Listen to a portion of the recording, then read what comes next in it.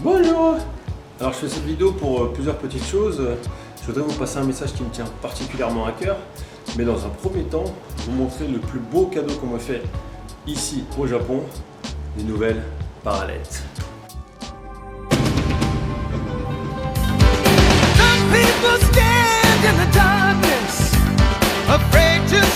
Alors pour les gens qui savent lire le japonais, vous me direz si vous savez ce que ça veut dire. Sinon, je vous donnerai la réponse dans une prochaine vidéo. Donc ce fameux message qui me tient particulièrement à cœur, c'est que j'ai réalisé dernièrement que souvent, je n'osais pas partager parce que j'estimais que mon niveau n'était pas suffisant, que c'était jamais assez bon. Du coup, j'attendais. Et en fait, c'est jamais assez bon, donc on partage jamais.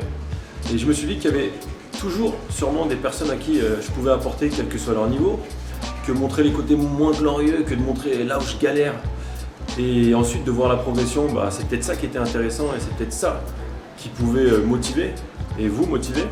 Je parle souvent avec des gens qui me disent ouais, t'es trop fort, pour toi ça a l'air facile, ce qui n'est pas vrai du tout parce que souvent je galère à mort sur certains mouvements, parfois même beaucoup plus que la moyenne je pense. Ça fait des années que je suis sur les équilles, sur les front levers et ça met du temps, peut-être parce que j'ai des grosses cuisses, je sais pas.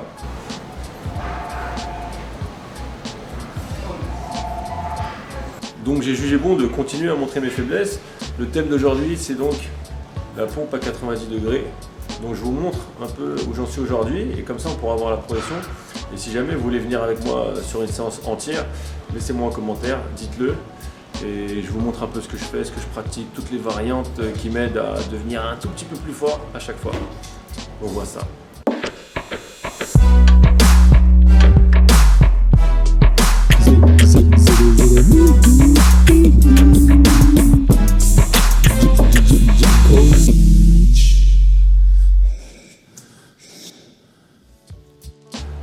Ma toute première fois à utiliser ces barres, je voulais partager ça avec vous.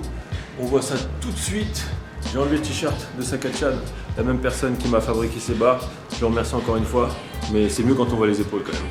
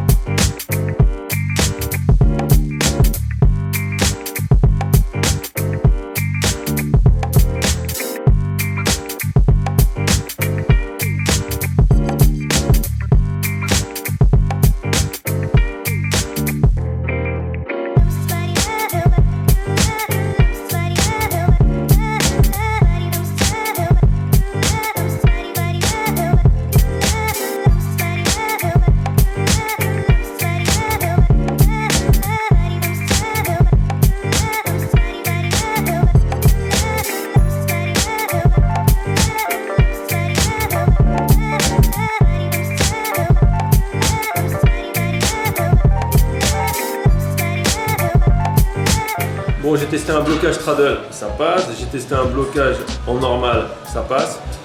Maintenant, je sais que si je teste une remontée en normal, ça passera jamais. Je sais que je l'ai pas.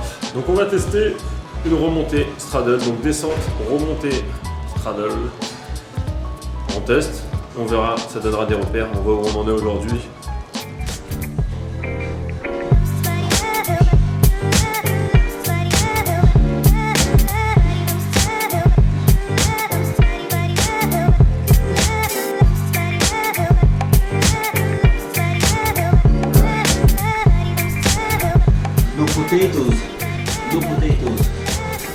Bon, c'est pas très beau, je trouve ça complètement nul, mais bon, comme j'ai promis, je mets la vidéo et on verra. Hein. Tout ce que je sais, c'est que entre aujourd'hui et le jour où j'aurai progressé, j'aurai appris plein de trucs. Donc j'ai juste pensé à ça. On vous propose un ralenti pour mieux apprécier la qualité de cet échec cuisant. Mais la question que l'on se pose c'est, mais que lui est-il passé par la tête au moment où il resserre ses jambes? S'est-il pris pour un break danseur au vu de l'actualité des Jeux Olympiques? Nous ne le saurons peut-être jamais.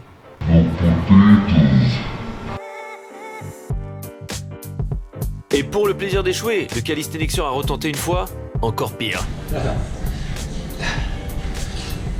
Donc message du jour, arrêtez de croire que vous n'êtes pas assez. Il y aura toujours quelqu'un à qui vous pouvez apporter. Et ça arrive en plus. Exemple, vous allez dans un autre pays, vous parlez français. Il y aura toujours quelqu'un qui va kiffer que vous lui appreniez le français. Pensez positif. Never stop training. Restez en mouvement. Bisous.